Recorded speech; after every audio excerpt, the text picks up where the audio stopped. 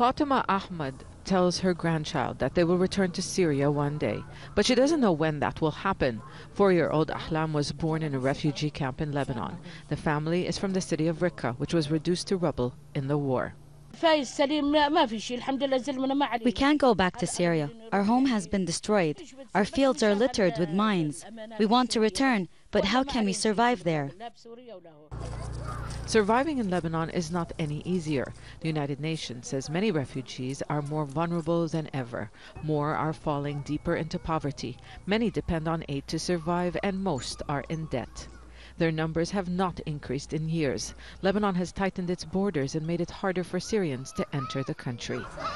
In 2014, the number of refugees surpassed 1 million. A year later, the number increased by 200,000. By the end of last year, that number dropped by around 190,000. And now, the number is below 1 million.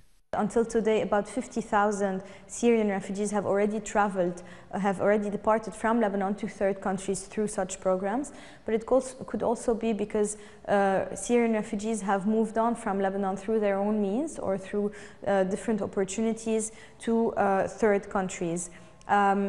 Also, we know that since the beginning of 2017, a few thousand Syrian refugees have returned to Syria.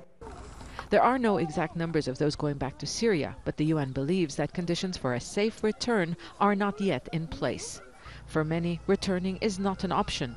They hide their identities because they're scared. Some are wanted by the Syrian government for working with the opposition. Others fear arrest.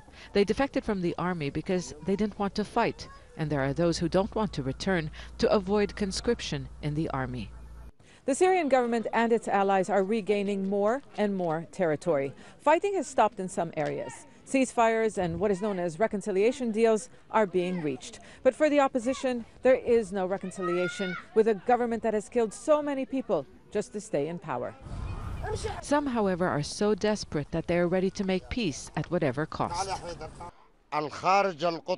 All those involved in the conflict should work to end this conflict, and I ask President Bashar al-Assad to forgive and forget, and forgive me, and let us go back home once and for all. We're tired of this.